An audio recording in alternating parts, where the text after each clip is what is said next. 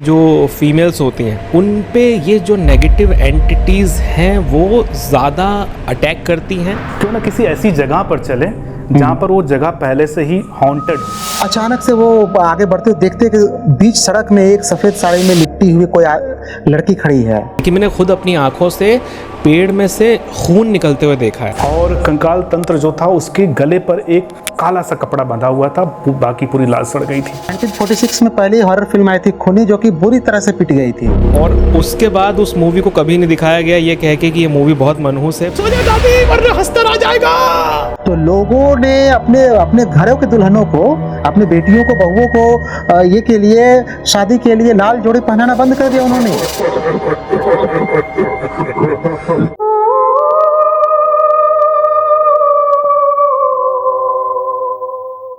नमस्कार, बहुत बहुत स्वागत है आप सबका एक बार फिर से हमारे चैनल पर। एक बार फिर से नहीं बोलना चाहिए क्योंकि मुझे लग रहा है कि बहुत सारे दर्शक हमको पहली बार देख रहे होंगे। हाँ, पिछली बार एक दुर्घटना हो गई थी, इस वजह से वीडियो आ नहीं पाई थी।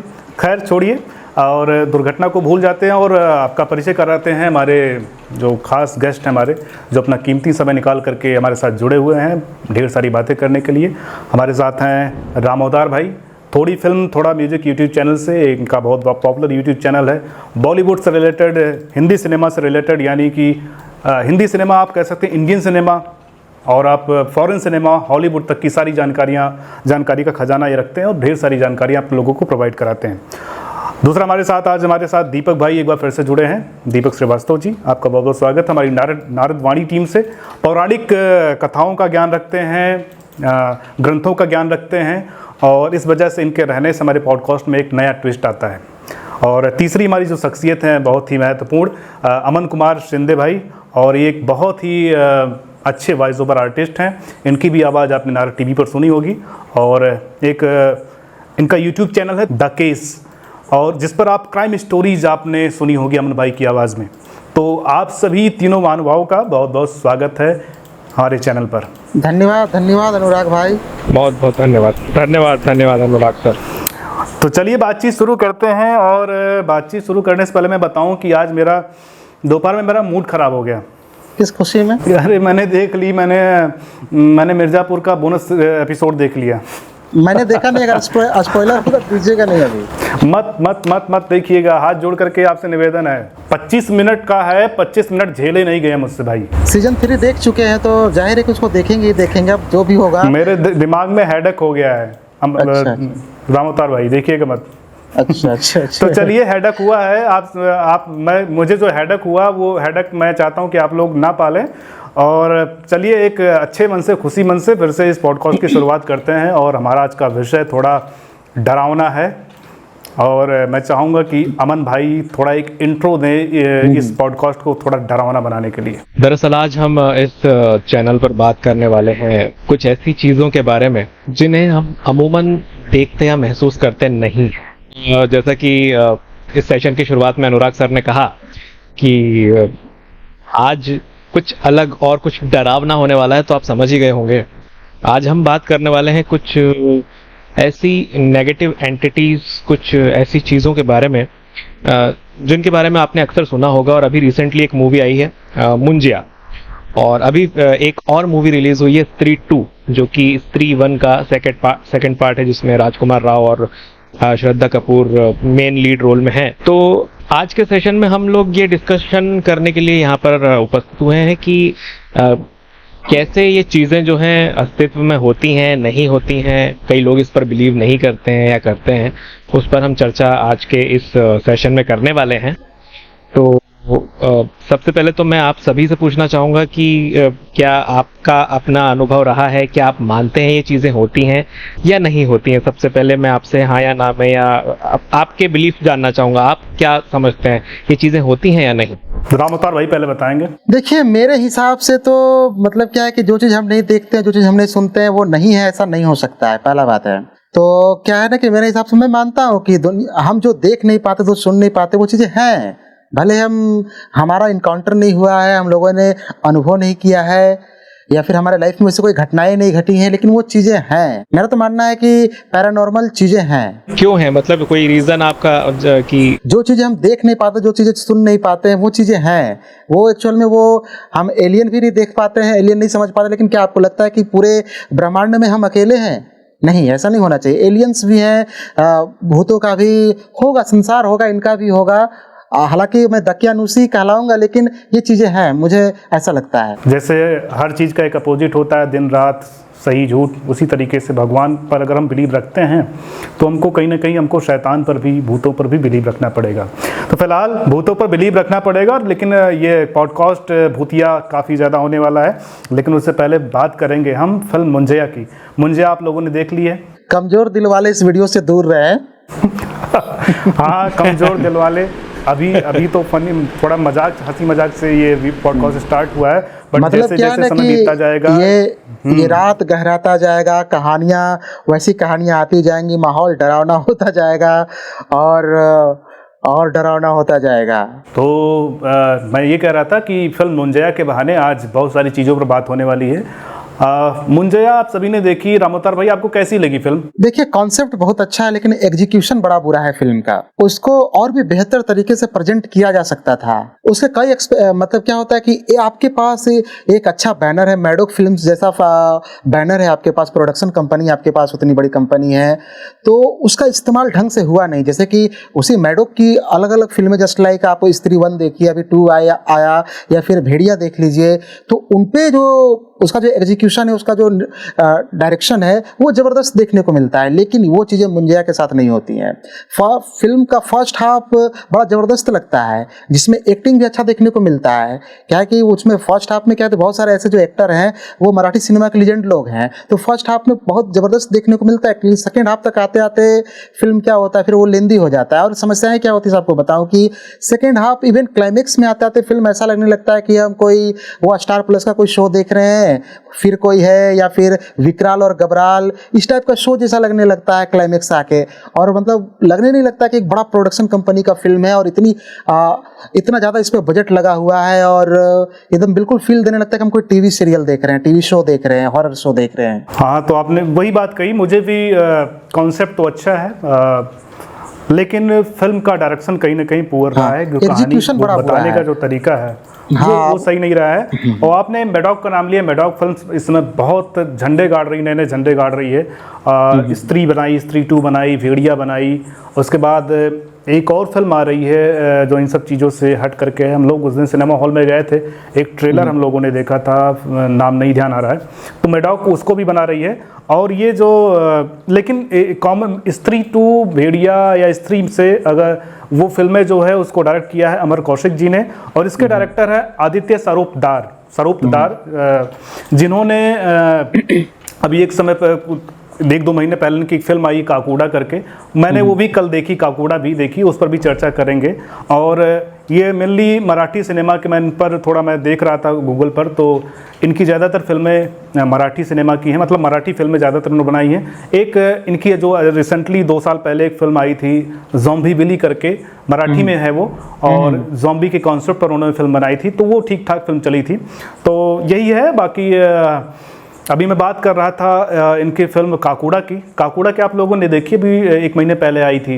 नहीं, देखिए वो फिल्म कब आई और कब चली गई उसके विषय में तो बहुत ज़्यादा इंटरनेट पे हाइप भी नहीं आया, इवन ट्रेलर वगैरह भी देखने को नहीं मिला। और इवन क्या होता है कि अचानक से OTT पे आया, और पता नहीं आज ही आप बताएं तो मुझे पता चला कि ऐसी कोई फिल्म भी आई है। नहीं, स्टार कास्ट अच्छी है, ZEE5 पर ये आई है। स्टार कास्ट सोनाक्षी सिन्हा है इसमें, और रितेश देशमुख हैं, इसके अलावा क्या नाम, साकिब सलीम है। इस फिल्म के बारे में फैक्ट ये है, आप सभी को मैं बता दूं कि ये फिल्म 3 साल पहले ही बनकर के रेडी हो गई थी, और बट किसी कारणवश से ये फिल्म डिब्बा बंद थी, जिस वजह से आगे नहीं बढ़ पाई। और मुझे लग रहा है मजबूरन इसको जो है फिर OTT प्लेटफॉर्म को बेचना पड़ा। तो सिंपली मैं आपको 1 मिनट कहानी बताते हुए थोड़ा एक्सप्लेन करते चलता हूँ, छोटा सा, बिना स्पॉइलर के। तो कहानी है, मतलब जो इस फिल्म के डायरेक्टर हैं, मैंने जिनका अभी नाम लिया, मैं बार बार नाम उनका भूल जाता हूँ, है ना। तो उन्होंने उनका मैं एक इंटरव्यू देख रहा था आदित्य स्वरूपदार का, तो उन्होंने बताया कि वो उनकी टीम के कोई राइटर हैं, उनके को राइटर, तो उनसे डिस्कशन चल रहा था, मतलब जो भारत की जो लोक कथाएं हैं, लोक कहानियां हैं या किंवदंतियां, बातचीत चल रही थी। तो उन्होंने, उनके राइटर ने उनको एक गांव की कहानी सुनाई, बट इस इंटरव्यू में उन्होंने ये मेंशन नहीं किया वो कौन सा गांव था, कहाँ का गांव था, ये नहीं मेंशन किया। उन्होंने इतना बताया कि इंडिया में एक ऐसा गांव है जहाँ पर उस गांव में हर घर में जो है तो 2 दरवाजे होते हैं, एक छोटा दरवाजा, एक बड़ा दरवाजा। ऐसा इसलिए होता है क्योंकि वहाँ पर एक किसी भूत का, प्रेत का कुछ श्राप टाइप का है, इस वजह से 2 दरवाजे लगाए जाते हैं। तो इन्होंने ये रेफरेंस इतना लिया और इसी रेफरेंस पर इस फिल्म की अपना एक वर्जन बना डाला। कहानी ये है, छोटी सी आपको बताता हूँ कि इन्होंने, इसका बेस है, इन्होंने जो लिया है, इसका बैकग्राउंड वो यूपी का है। यूपी के मथुरा में एक छोटा सा गांव है रतौड़ी। तो रतौड़ी गांव में क्या है कि सभी के घर में, जो सबके घर है, सबके 2 दरवाजे हैं, एक छोटा सा एक बड़ा सा। इस वजह से है क्योंकि उस गांव पर एक बौने का श्राप है, कोई एक बौना भूत है जिसका नाम काकूड़ा। और वो अगर मंगलवार को शाम को 7:15 से पहले कोई दरवाज़ा अगर नहीं खोलता है, अपने घर पर मौजूद नहीं रहता और दरवाज़ा नहीं खोलता है, तो कुबड़ा हो जाता है वो इंसान, उस घर का एक सदस्य जो दरवाजे पर मौजूद रहता है। ये श्राप है। ये फिल्म इसी के इर्द-गिर्द बुनी है। और जब उसको श्राप लगता है, जब वो कुबड़ा हो जाता है, तो उन्होंने बड़े अजीब तरीके से दिखाया कि फिर उस 13 दिन बाद वो मर जाता है इंसान। 13 दिन बाद वो इंसान जो है मर जाता है, लेकिन मरने से पहले उसकी 13वीं कर दी जाती है। मतलब दूसरे, जैसे कुबर निकल आए तो उसको चेयर पे बिठा करके फूल माला से उसका स्वागत करेंगे और गांव भर के लोग इकट्ठा होंगे, मिठाई खाएंगे, पूड़ी खाएंगे, जो भी 13वीं का जो संस्कार होता है वो मनाएंगे। महिलाएं आएंगी, वो गाना गाएंगी, है ना, ढोलक बजाएंगी, नाचेंगी। तो ये सारा कॉन्सेप्ट मुझे बड़ा अजीब लगा कि ऐसी कोई प्रथा नहीं होती है, ऐसा कुछ है नहीं अपने इंडिया में। इसको ब्रज भाषा से जोड़ करके, ब्रज के क्षेत्र से जोड़ करके ऐसा बनाया उन लोगों ने। तो ये एकदम बिल्कुल ही कोई बकवास कहानी है। मैं कुछ भी इसमें मज़ा नहीं आया। और रही वह फिल्म की, तो वही चीज़ है, 3 साल पहले मुझे देखने के बाद मुझे समझ में आया कि ये फिल्म सिनेमा हॉल में क्यों नहीं रिलीज़ हो पाई। किसी ने इस पर दांव खेलने की कोशिश नहीं की, मजबूरन 3 साल बाद इसको OTT पर रिलीज होना पड़ा। अब वो भूत कौन सा है, काकूड़ा कौन है और उसके पीछे की क्या कहानी है, ये अगर आप जानना चाहते हैं तो जाइए ZEE5 पर अपने 1.5-2 घंटे बर्बाद कर दीजिए और फिर उसको जानिए। तो अब आगे थोड़ा बढ़ते हैं, आते हैं मेन मुद्दे पर। हमने बात की मुंजया की। मुंजया की समीक्षा हो गई कम शब्दों में, बहुत रामअवतार भाई ने बता दिया है।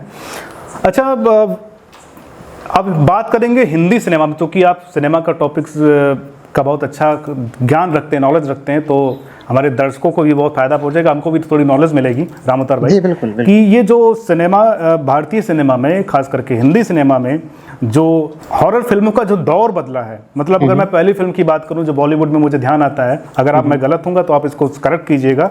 2 गज जमीन के नीचे एक फिल्म थी जो पहली हॉरर फिल्म मानी जाती है बॉलीवुड की, और उसके बाद ये सिलसिला शुरू होता है। उसके बाद तमाम फिल्में आई 80s 90s, जब रामसे ब्रदर्स का उदय हुआ, कई सारे उनके प्रोडक्शंस में तहखाना, पुरानी हवेली, वीराना, ये सही ऐसी फिल्में बनी। फिर उसके बाद हॉरर फिल्मों का स्तर एक तरह से गिरता गया। कफन जैसी फिल्में आई जिसमें ये दिखाया जाता था कि कोई एक लड़की होती है, उसके साथ रेप होता है, बलात्कार होता है, कुछ लोग उसको बलात्कार करके उसको मार देते हैं, फिर वो चुड़ैल बनती है, फिर बदला लेती है। उसके बाद और कहानी बदली, हम 2000 के एरा में आए तो वहाँ पर राज जैसी फिल्में बनी, जहाँ पर चुड़ैल की परिभाषा बदल गई, थोड़ी अलग तरीके की कहानी दिखाई गई। तो ये तो मोटा मोटी इतिहास रहा। अब ये पूरा एक्सप्लेन करेंगे हमारे रामअवतार भाई, कैसे कैसे चीज़ें बदली और क्या क्या इसके बारे में इंटरेस्टिंग फैक्ट्स हमारे जो व्यूअर्स देख रहे हैं उनको जान सकते हैं। तो दर्शकों को सबसे पहले ले चलते हैं हॉरर फिल्मों की शुरुआत की तरफ। तो ये कहना कि भारत में हॉरर फिल्मों की शुरुआत हुई, ये गलत होगा। हॉरर फिल्मों की शुरुआत हॉलीवुड से हुई। फर्स्ट हॉलीवुड फिल्म 1896 में आई थी। मैंने ये नहीं कहा था, मैंने ये नहीं कहा रामअवतार, मैंने ये कहा था कि बॉलीवुड में पहली जो फिल्म बनी थी वो 2 गज जमीन के नीचे थी। बॉलीवुड में जो फिल्मों की शुरुआत हुई थी। चलिए मैं आपको वहां से ले आता हूँ। तो पहली हॉलीवुड फिल्म जो थी हाउस ऑफ एविल करके आई थी, वो 1896 में आई थी। और जब भारत में हॉरर फिल्में बननी शुरू हुई तो ऑफिशियली भारत की पहली हॉरर फिल्म थी 1946 में आई थी, खूनी नाम था उसका, ठीक ना। 1946 में पहली हॉरर फिल्म आई थी खूनी, जो कि बुरी तरह से पिट गई थी। वो बुरी तरह से पिट गई थी पहली हॉरर फिल्म। उसके बाद जो दूसरी हॉरर फिल्म आई 1949 में महल, जो कि सुपर डुपर हिट रही। महल काफी लोकप्रिय रहा। अगर आपको याद हो तो उसमें अशोक कुमार थे और मधुबाला थी। मधुबाला का उम्र उस वक्त बहुत कम था, केवल 14 वर्ष की थी। और उस फिल्म में क्या गजब की खूबसूरती, हॉन्टेड ब्यूटी, उसी वक्त उनको वो टाइटल मिला था। और उसका एक गाना बड़ा फेमस हुआ था, आएगा आएगा आने वाला आएगा।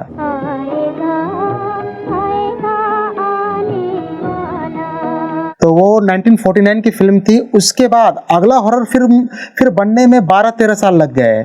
इस दौरान भी हालांकि ये फिल्म इतनी सक्सेसफुल रही, लेकिन उसका जो बैनर था, जिस बैनर के तले ये बनी थी ये फिल्म आपका, वो महल, ठीक है, वो बैनर किसी कारण वो आगे फिर फिल्में बनाने के लायक नहीं रही, वो बैनर ही बर्बाद हो गई। तब के कंडीशन में ऐसा हुआ कि उस बैनर ने सफलता के बाद भी वैसी कोई फिल्म अटेम्प्ट नहीं की। अभी ये जब सिचुएशन हो गया तो अन्य लोगों को अटेम्प्ट करना चाहिए था उस सफलता को देखते हुए, लेकिन लोग पारिवारिक फिल्में, सोशल फिल्में, इवन मुगले आजम जैसी फिल्में बनती रहीं, लेकिन सिचुएशन ऐसा रहा कि यहाँ पे कोई हॉरर फिल्म ट्राई नहीं किया। अगला हॉरर फिल्म बनने में लंबा वक्त लगा और 1962 में अगली हॉरर फिल्म आई 20 साल बाद, जिसमें आपका वो वहीदा रहमान थी और वो विश्वजीत साहब थे, ठीक है। तो उसका वो फेमस गाना आप लोगों को याद होगा, जिसमें ये कहीं दीप जले कहीं दिल, जरा देख ले आके परवाने तेरी कौन सी है मंजिल। कहीं दीप जले कहीं दिल, जरा देख ले आकर। और ठीक है ना। हाँ। तो उसी का वो फेमस अच्छा, ये गाना जो था। फिल्म की मैं बात मैं कर रहा था, दो गज जमीन के नीचे, ये किस एरा की फिल्म है? अभी मैं आऊंगा। तो ये 1962 की बात है, जब ये 20 साल बाद आई और फिर से एक बार 20 साल बाद सफल रही और फिर से लोगों में ये क्रेज आया कि हॉरर फिल्में बननी चाहिए।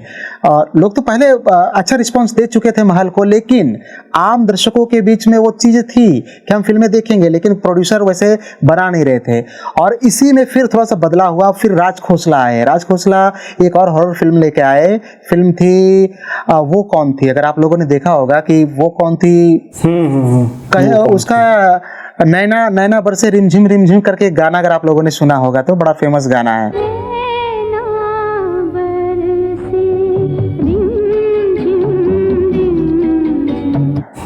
है ना। तो ये आई जब वो कौन थी काफी पॉपुलर रहा, हॉरर फिल्म थी, लेकिन उसके क्लाइमेक्स में बहुत सारी चीजें ऐसी हो जाती है कि हॉरर फिल्म फिर वो मिस्ट्री में बदल जाता है। तो वो मिस्ट्री हॉरर फिल्म थी, लेकिन आपको शुरू तक लगेगा, फिल्म के क्लाइमेक्स से पहले तक लगेगा ये फिल्म हॉरर फिल्म है, यानी कि इसमें पैरानॉर्मल चीजें हो रही है। ऐसा लगेगा कि उसका फर्स्ट सीन जो है, इंट्रोडक्शन सीन जब आता है ना, फर्स्ट सीन, तो मतलब कि जब मैंने देखा था वो फिल्म, मुझे जहाँ तक याद है तो कि उसके जो हीरो है मनोज कुमार साहब और हीरोइन है साधना, तो फर्स्ट सीन ऐसे इंट्रोड्यूस होता है कि एक अंधेरी बरसात की रात है, रिमझिम बारिश हो रही है। डॉक्टर आनंद अपने कार में चले जा रहे हैं। डॉक्टर आनंद का किरदार प्ले कर रहे थे मनोज कुमार साहब। तो डॉक्टर आनंद चले जा रहे हैं, अपने कार में चले जा रहे हैं, रिमझिम बारिश हो रही है, घोर अंधेरा छाया हुआ है, बीच में बादल कड़क रहा है, गीली सड़क है, कीचड़ से भरी हुई सड़क है और वो कार चला जा रहा है, दोनों तरफ दरख्त खड़े हुए हैं। अचानक से वो आगे बढ़ते हुए देखते कि बीच सड़क में एक सफेद साड़ी में लिपटी हुई कोई लड़की खड़ी है। अचानक से ब्रेक पैडल पे मनोज कुमार साहब का, डॉक्टर आनंद का पैर दबता चला जाता है। गाड़ी रुकती है, वो कार से निकलते हैं और उस लड़की को पूछते हैं कि मरना चाहती हो क्या? लड़की का जवाब होता है कि मुझे मरने से डर नहीं लगता है। तो फिर लड़की को पूछता है कि तुम यहाँ पर क्या कर रही हो? तो बोल कुछ नहीं, ये तो मेरा रोज का काम है। फिर वो पूछते हैं कि कौन हो तुम? तो कहता है मैं हूँ भी मैं नहीं भी हूँ। मतलब ऐसे गोल मटोल ऐसे जवाब देते हैं ना कि कहता है लोगों से डर नहीं लगता है तुम्हें? तो कहता है कि मुझे क्या, किस बात का डर? मतलब इस प्रकार का माहौल क्रिएट हो जाता है कि मनोज कुमार साहब जो डॉक्टर रहते हैं, जो साइंस को बहुत ज्यादा मानते रहते हैं, लेकिन उन पर भी डर हावी होने लगता है। और वो लास्ट में वहां से निकलना भला ही समझते हैं, लेकिन एक अनजान लड़की को, एक जवान लड़की को ऐसे भरी बरसात में छोड़ना वो उचित नहीं समझते और वो अपने कार में उसको लिफ्ट दे देते हैं। वो कार जैसे आगे बढ़ती है, जो अभी तक वाइपर चल रहा होता है कार के आगे, वो वाइपर चलना बंद हो जाता है। तो मनोज कुमार साहब को पूरा शक हो जाता है कि ये हो ना हो ये कोई भूत है। कहते हैं मनोज कुमार साहब कि आगे कुछ दिखाई नहीं दे रहा है, तो ये कहते हैं कि मैं तो साफ देख सकती हूँ। और वो आगे बढ़ता है कार और एक जगह वो रुकने का इशारा करती है कि यहाँ रोक दो। वो फाटक खोलते अंदर चले जाती है, वास्तव में वो एक कब्रिस्तान होता है। वहां जाती है, वो धीरे धीरे कोहरे में समा जाती है और वही गाना बजता है, रिमझिम नैना बरसे, ऐसे कुछ गाना है। आपने हॉरर फिल्मों का जिक्र किया, तो हॉरर फिल्मों का जो स्वरूप है वो अब अभी काफी अनुराग जी मतलब हॉरर फिल्मों पे बात करना बाकी है, जैसे कि यहाँ अगर आप कोई कहानी नहीं सुना तो इसको मैं कंटिन्यू कर दूं कि ये कहानी यहाँ खत्म हो जाती है, फिर उसके बाद राज खोसला और फिल्में अटेम्प्ट करते हैं, जिसमें अनीता है, अनीता करके एक फिल्म आई थी, उसके बाद एक और फिल्म आई थी मेरा साया, जिसका बड़ा फेमस गाना हुआ था, ये था आपका बरेली के बाजार में झुमका गिरा रे, झुमका गिरा रे बरेली के बाजार में। वो जो आजकल अभी रणबीर कपूर का बड़ा फेमस हुआ गाना, तो उसी में मेरा साया में वो गाना था, सुनील दत्त साहब के साथ वो फिल्म थी, अनीता और ये दोनों। उसके बाद इसी दौरान माइग्रेट होके रामसे ब्रदर्स के जो फादर हैं, रामसे ब्रदर्स के फादर है फतेह चंद रामसे, जो 1952 में माइग्रेट होके इंडिया आए थे अपने पाकिस्तान से, माइग्रेट होके वो अपने 7 बेटों और 2 बेटियों के साथ माइग्रेट होके इंडिया आए थे। तो वो आके यहाँ पे इलेक्ट्रॉनिक्स की दुनिया में काम कर रहे थे, इलेक्ट्रॉनिक शॉप में काम कर रहे थे, लेकिन धीरे धीरे उनका रुझान फिल्मों की तरफ बढ़ा और उन्होंने फिल्में अटेम्प्ट की, यानी कि 1952 के बाद कुछ सालों बाद वो फिल्में अटेम्प्ट किया और 1970 तक उन्होंने 2-3 फिल्में बनाई, लेकिन वो फिल्में बुरी तरह से फ्लॉप रही, यानी कि रामसे ब्रदर्स की जो शुरुआती फिल्में थी वो फ्लॉप रही। और इनका जो चौथा फिल्म था वो 1972 में आया, जिसका आप जिक्र कर रहे थे, 2 गज जमीन के नीचे। तो वो 1972 में आया और आपको ये जान के बड़ा हैरानी हुआ कि 1972 में जहां फिल्में इवन 1970 में मेरा नाम जोकर 1 करोड़ बजट के साथ बनी थी, इवन 1972 की जो फिल्में उस वक्त एटलीस्ट कम से कम 40-50 लाख, 60 लाख, 80 लाख इस टाइप के बजट में फिल्में बना करती थी, लेकिन इस फिल्म को 2 गज जमीन के नीचे को मात्र 3.5 लाख के बजट पे बनाया गया था, केवल 3.5 लाख के बजट पे। और इसमें जितने भी रामसे ब्रदर्स थे, सातों भाई जो थे, इन्होंने बाकायदा अलग अलग डिपार्टमेंट संभाला, किसी ने ये संभाला, किसी ने वो संभाला, और बाहर के लोगों को कम से कम इन्वॉल्व किया, बजट कट किया और उन्होंने बेनिफिट कमाया। और इसके बाद तो वो सिलसिला चल निकला कि वो लोग फिर आगे जाके बहुत सारी हॉरर फिल्में बनाई, जिसका जिक्र आप कर चुके हैं, जिसमें वीराना, पुराना मंदिर, पुरानी हवेली, ऐसे तमाम फिल्में हैं।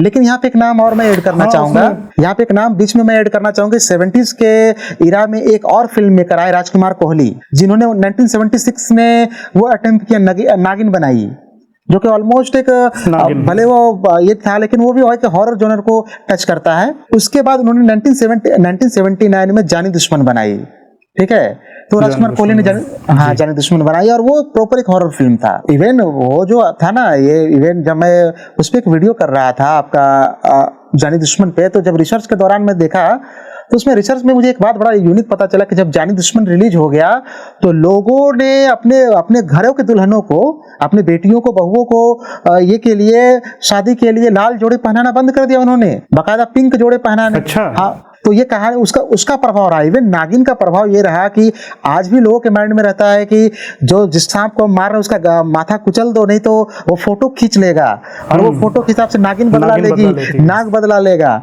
ये कॉन्सेप्ट नागिन से आया, जबकि वैसा कोई चीजें होती ही नहीं है। तो ये चीजें थी। तो फिर रामसे ब्रदर्स का दौर आया, रामसे ब्रदर्स ने बहुत फिल्में बनाई। फिर 90s आया, 90s में रामसे ब्रदर्स का जादू थोड़ा थोड़ा कम होना शुरू हो गया, क्योंकि रामसे ब्रदर्स का प्रोडक्शन वैल्यू उस लेवल का होता नहीं था। क्या होता था कि वो बहुत कम बजट में बनती थी और बहुत छोटे स्टार्स होते थे उनपे, जस्ट लाइक हेमंत बिरजे, या फिर जो स्टार्स बड़ी फिल्मों में फ्लॉप हो जाते थे वो रामसे ब्रदर्स में आ जाते थे। जस्ट लाइक आपका कुलभूषण खरबंदा थे, इवन हेमंत बिरजे का जिक्र किया, दीपक पराशर, या फिर अपने पुनीत इस्सर, जिनको कूली के बाद काम मिलना बंद हो गया था, तो वो भी रामसे ब्रदर्स में शिफ्ट हो गए। ये चीज हुआ। उसके बाद 90s का जब दौर आया तो थोड़ा प्रोडक्शन वैल्यू को बड़ा किया गया, और उसमें आपके राम गोपाल वर्मा सरीखे डायरेक्टर आए और उन्होंने बड़ी फिल्में बनाई, जैसे रात बनाई या इस टाइप की फिल्में बनाई उन्होंने।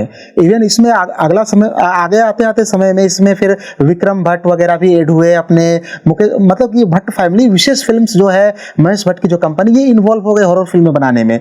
और ये फिर 90s के लेट 90s पे आके, लेट 90s में बोल रहा हूँ, 2000 की इरा में, लेट 2000 की इरा में आके ये भी हॉरर फिल्में अटेम्प्ट करने लगा, और रात जैसी फिल्में बनाई, फिर हॉन्टेड जैसी फिल्में आने लगी। और ये वो दौर फिर आगे जो कि अभी इसमें हम लोग स्त्री वगैरह को भी ऐड कर देंगे, जहाँ पे ये चीजें आई। तो हाँ, इस दौरान बीच में एक दौर ये भी आया जहां पे हॉरर फिल्मों के नाम पे अश्लीलता परोसी जाने लगी।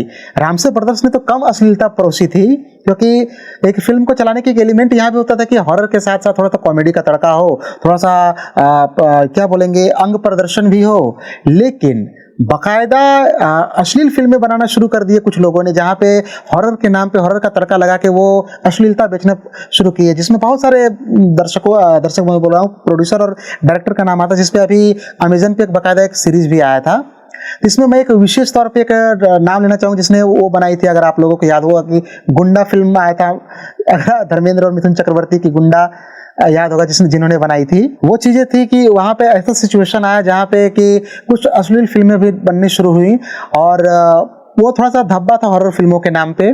बाद बाकी ये चीज़ें तो आप देख ही रहे हैं कि वर्तमान समय में हॉरर के साथ कॉमेडी का भी तड़का लग रहा है और भविष्य में मैं चाहूँ हॉरर का और जैसे आपने ना कि ये जो आपने बताया कि अश्लीलता परोसी जाने लगी, बीच में मैंने एक फिल्म देखी थी जिसमें मैंने अभी कफन का नाम लिया, कफन फिल्म जिसमें जावेद खान है, तो ऐसी बहुत सारी फिल्में बनती थी, इसमें भी एक सेमी पोर्न होता था। हाँ, उन फिल्मों में क्या होता था ना कि अलग से किसी ऐसे उन फिल्मों में ये होता था कि अश्लीलता तो भर के रहती थी, प्रोडक्शन वैल्यू भी इतना कम रहता था। जैसे क्या हुआ कि अगर कोई एक भूत है किसी लड़की को दौड़ा रहा है उसका मतलब कि रेप करने के लिए या फिर जो भी करने के लिए, तो क्या होता है कि उसका मुखौटा गिर गया है, उसका मेकअप गिर गया है, लेकिन वो दौड़ते दौड़ते वो कैमरा को कट करना भी वो लोग नहीं जरूरी समझते थे, फिर उसको उठा के लगा लिया चेहरे पे और फिर उसके पीछे दौड़ना शुरू कर दिया। यानी कि कुल मिला के वो कुल मिला के थिएटर पे वो क्या करते, वो फिल्में थिएटर पे सुबह चलती थी जिसको मॉर्निंग शो का नाम दिया जाता था। सुबह 7 से 9 तक वो फिल्में चलती थी जहाँ पे अश्लीलता खूब भर के परोसा जाता था और वो एक कैटेगरी की फिल्में होती थी। और साथ ही साथ ऐसी फिल्मों में एक विदूषक होता था, एक फनी कैरेक्टर होता था जो बीच बीच में आकर के जब दर्शक ज़्यादा डर जाते थे तो आकर के हंसाता था। तो अब क्या है कि कॉमेडी पहले की भी हॉरर फिल्मों में होती थी, बट उसके लिए एक हॉरर एक्टर अलग से होता, बट उसका एक अलग सीन होता था कि वो हंसा है। दर्शक अगर ज़्यादा डर गए कुछ हाँ, वो आकर के बीच में फनी, मतलब इसमें हमारे जॉनी लीवर साहब भी होते थे, उन्होंने भी कई सारी ऐसी फिल्मों में काम किया। जितने बड़े कॉमेडियन थे लगभग लोगों ने ट्राई किया था कॉमेडी इन फिल्मों में, जैसे जगदीप साहब भी बहुत जगह नजर आए, इवन असरानी भी नजर आए, कई लोगों ने इस प्रकार की फिल्मों में कॉमेडी का थोड़ा बहुत पार्ट प्ले किया था। फिल्मों पर बात हुई, अब आते हैं अपने अमन भाई के पास। अमन भाई, आप बताइए, आपसे कुछ ये इसके बारे में जानेंगे जो ये मुंजिया फिल्म आई है। सबसे पहले इसके बारे में बताइए कि ये मुंजिया का क्या कॉन्सेप्ट है। ये हमारी भारतीय लोक कथाओं से, किंवदंतियों से प्रेरित मतलब सुना सुनाया किरदार है, क्या है, कैसे मतलब फिल्म में तो इसके बारे में बताया गया, थोड़ा बहुत रेफरेंस दिया गया है। आपने जब रिसर्च की तो इसके बारे में आपको क्या मिला? सर, मैंने जब इसकी रिसर्च की जी तो ये पाया कि जो अर्बन लेजेंड होते हैं, जो अपने जितने भी गांव देहात के या छोटे अर्बन एरियाज़ होते हैं, उनमें ये मान्यताएं होती हैं। उन्हीं में से एक महाराष्ट्र की ये मान्यता है। 1952 में ये पहली बार शुरू हुआ था, इसकी शुरुआत हुई थी। ये जो मूवी है मुंजिया, ये भी 1952 के लगभग की ही कहानी घटना बताई गई है। दरअसल यहाँ पर जब मुंडन किया जाता है, किसी ब्राह्मण व्यक्ति का जब मुंडन होता है और उसका एक फ़ेज़ होता है मुंडन का, तो उस मुंडन के 10 दिन के अंदर अंदर अगर उसकी मृत्यु हो जाए, 10 से 14 दिन के अंदर अगर उसकी मृत्यु हो जाए तो वो मुंजिया राक्षस बन जाता है। और मुंजिया राक्षस इस पर्टिकुलर मूवी में एक बच्चा दिखाया गया है जो कि अपने से 7 साल बड़ी लड़की से शादी करने की ज़िद करता है, बट उसकी मम्मी जो है फिर उसका मुंडन करा देती है। फिर उसकी बहन की वो बलि देने की कोशिश करता है और वहाँ उसकी एक एक्सीडेंटली मौत हो जाती है। और मुंडन के जस्ट 1-2 दिन के बीच में ही वो चीज़ें होती है। तो ये जो महाराष्ट्र में ये जो बताया गया है ये काफ़ी प्रचलित है और मुंजिया भूत यही महाराष्ट्र का ही जो पूरी मूवी में भी बताया गया है। दरअसल ये भोगी प्रवृत्ति के भी कुछ जो चीज़ें होती हैं जिन्हें ज़िद्दी कह लें या पाना है तो पाना है। और एक चीज़ और आपने अगर नोटिस की होगी कि जो स्त्री 2 मूवी थी और मुंजिया मूवी थी, दोनों में एक चीज़ कॉमन थी कि भूत जो हैं फीमेल्स के पीछे पड़े हुए थे। मतलब स्त्री 2 मूवीज़ में भी लड़कियों को सरकटा भूत जो देखा है हमने मूवी में, वो गायब करता था। और मुंजिया मूवी में भी ये जो लड़का है, जो बच्चा है, जो अपने से 7 साल बड़ी लड़की से शादी करने की ज़िद कर रहा है अपने घर पे, वो भी उस लड़की को पाने के लिए कि नहीं मुझे उससे शादी करनी है, मतलब उसमें वो एक ज़िद दिखाई है। वो एक भोगी प्रवृत्ति का ये जो भूत प्रेत कह लें, इसे प्रेत कहना ज़्यादा बेटर होगा, वो दिखाया गया है। तो कुल मिला के अगर हम चीज़ें गौर करें तो दोनों में फीमेल्स के पीछे ही ये चीज़ें पड़ी हुई हैं, और इससे ये चीज़ भी कहीं ना कहीं सामने आती है कि जो फीमेल्स होती हैं उन पे ये जो नेगेटिव एंटिटीज़ हैं वो ज़्यादा अटैक करती हैं, और उन पे ज़्यादा जो है कहा जाता है कि भाई जैसे लड़कियां हैं तो कई अक्सर कहा जाता है, पुराने गाँव में ख़ासकर कहा जाता है कि भाई बाल खुले करके रात में नहीं जाना है, या अगर जैसे कई बार महिलाएं जो कंघी करती हैं तो उनके बाल काफ़ी सारे टूटते भी हैं, तो वो बाल अगर कोई किसी को मिल जाते हैं तो वो फिर उस पर जादू टोना तंत्र मंत्र की विद्याएं करते हैं। तो इसमें भी, इस मूवी में भी साथ में फीमेल्स का मैंने बताया कि जैसे फीमेल्स को ये चीज़ें जल्दी लगती हैं, तो एक तो फीमेल सेंट्रिक ये चीज़ें हैं कि फ़ीमेल के पीछे पड़ा हुआ है। दूसरा एक कॉन्सेप्ट जो मुझे समझ में आया है कि इसमें जो वृक्ष का कॉन्सेप्ट बताया गया, इसमें जो वृक्ष बताया गया है कि पेड़ पर वो जो अपना तंत्र मंत्र का पाठ करता है और जो कुछ नेगेटिव चीज़ें चढ़ावे में बलि से पहले वो चढ़ाता है, पूजा वूजा करता है, पेड़ से जुड़ा ही ये चीज़ें होती हैं। अभी मैं एक वीडियो देख रहा था अभी कुछ दिन पहले, तो उसमें एक चीज़ समझ में आई कि जो इमली का पेड़ होता है, इमली का, तो वो जो है सबसे कम ऑक्सीजन रिलीज़ करता है। तो आप अक्सर देखेंगे कि जो इमली का पेड़ होता है उस पर ज़्यादा पक्षी लोग बैठते नहीं हैं, उस पर ज़्यादा जो पक्षी आराम नहीं करते हैं। सिर्फ जो कोबरा सांप होता है वो उस पर जो है अपना डेरा बसाता है, क्योंकि कोबरा सांप के अंदर काफ़ी देर तक सांस रोकने की एक काबिलियत ईश्वर ने दी है, कह सकते हैं, एक शक्ति दी है, तो बस वही मिलता है। तो ऐसे पेड़ों को ज़्यादा यूज़ किया जाता है, और बरगद का हो गया, पीपल का पेड़ हो गया, हालांकि बरगद पीपल का पेड़ तो ऑक्सीजन काफ़ी देता है, इसके अपोजिट तो यही हो गया ना कि वो ऑक्सीजन को काफ़ी मात्रा में देता है। हाँ ये तो, बट ये तंत्र मंत्र के लिए इस्तेमाल किए जाते हैं। और ये भी कहा जाता है कि अगर मान लीजिए किसी पेड़ पर काफ़ी सारे तंत्र मंत्र किए गए हैं तो वो पेड़ बहुत तंग पेड़ है, मतलब उस पेड़ को बहुत सताया गया है। अच्छा। इनफैक्ट सदगुरु के भी एक वीडियो में, सदगुरु का मैं एक वीडियो देख रहा था, उसमें उन्होंने एक चीज़ बताई कि मैंने खुद अपनी आँखों से, सदगुरु ने कहा है कि मैंने खुद अपनी आँखों से पेड़ में से खून निकलते हुए देखा है, मतलब तंत्र मंत्र करते देखा है और उस पेड़ में से खून निकलते देखा है। और अगर उस पेड़ का कोई भी सामान, अगर उस पेड़ की लकड़ी कटती है और कारपेंटर के द्वारा अगर कोई सामान आपके घर के अंदर आता है, और अगर आपको नॉलेज नहीं है कि आपका जो सोफ़ा है, जो टेबल है, अगर उस सताए हुए पेड़ की लकड़ी का है तो फिर बड़ी समस्या आती है। और कई बार अनुराग सर ये भी देखा गया है कि मतलब पुरानी पद्धति के जो कारपेंटर हुआ करते थे, जो मतलब काफ़ी पुराने लोग हैं और काफ़ी साल से लकड़ी का काम कर रहे हैं, वो ऊपर से मतलब वो लकड़ियों से बात करते हैं, वो लकड़ियों में देखते हैं कि इसमें जान है या नहीं। और कई बार वो जो पुराने कारपेंटर हैं वो लकड़ी को देख कर ही बता देंगे कि भैया ये जो लकड़ी है इसको यूज़ नहीं करना है, बिल्कुल नहीं करना है, इस लकड़ी से जो है कोई सामान नहीं हमको बनाना है। और स्पेशली कहते हैं वो, इस पर्टिकुलर लकड़ी से आपके घर का जो मंदिर होता है, कई बार हमने लकड़ी के मंदिर भी देखे हैं अपने घरों में, जो लकड़ी के मंदिर यूज़ किए जाते हैं, ना तो मंदिर बनाया जाता है ऐसे लकड़ियों से, ना ही इस पेड़ की लकड़ी से आप बच्चे का जो पालना होता है, कई बार बोलते हैं कि ये बच्चे का पालना, बच्चे का झूला बना देते हैं, तो ये दो चीज़ें बहुत रेस्ट्रिक्टेड होती हैं। अगर आपने गलती से, अगर आपके, इसलिए कहते हैं कि घर में बड़े बुजुर्गों का होना काफ़ी ज़रूरी होता है, जो चीज़ों की काफ़ी परख करते हैं। उसी तरह मतलब ये बड़ी आश्चर्य कर देने वाली बात है कि जो पुराने कारपेंटर है वो लकड़ी को देखकर ही बता देंगे कि नहीं भैया ये लकड़ी यूज़ नहीं करनी है। आपने एक कॉन्सेप्ट सुना होगा पेड़ से बातें करने का, जैसे अपन पेड़ पौधों से बातें करते हैं। एक कॉन्सेप्ट है कि एक देश है जहाँ पर पेड़ों को काटा नहीं जाता है, पेड़ों को गालियाँ दी जाती हैं जी भर के, और कुछ दिनों बाद वो पेड़ अपने आप सूख जाता है, और जब वो पेड़ अपने आप पूरी तरह से सूख जाता है तब उसके बाद वो उस पेड़ को काटते हैं। ये वहाँ की पद्धति है। तो वैसे ही पेड़ जो है हमसे बातें करते हैं, और ये जो पुराने कारपेंटर है ये भी उन लकड़ियों से भी बात करके समझ जाते हैं कि ये जो लकड़ी है ये घर के कामों के लिए इस्तेमाल करने लायक है या नहीं है। तो ये भी एक कॉन्सेप्ट जो उस पेड़ का भी इस मूवी में देखने को मिला कि वो पेड़ पे, और लास्ट में ये भी दिखाया गया कि पेड़ को काटा जाता है, और पेड़ जो है वो किसी एक बड़े से ट्रक में भर करके पेड़ को मतलब लेकर के जाया जा रहा है। ये फिल्म के में लास्ट में सीन ये दिखाया गया है। तो हो सकता है कि जो आपने कहा है कि उस पेड़ के माध्यम से ऐसा कुछ अब गैस ही कर सकते हैं। हाँ, और एक चीज़ और आपने देखी होगी कि वो पेड़ से चिपका रहता है वो मुंजिया लास्ट तक। मुंजिया के बारे में एक फैक्ट मैं ये भी मैं बताना चाहूँगा।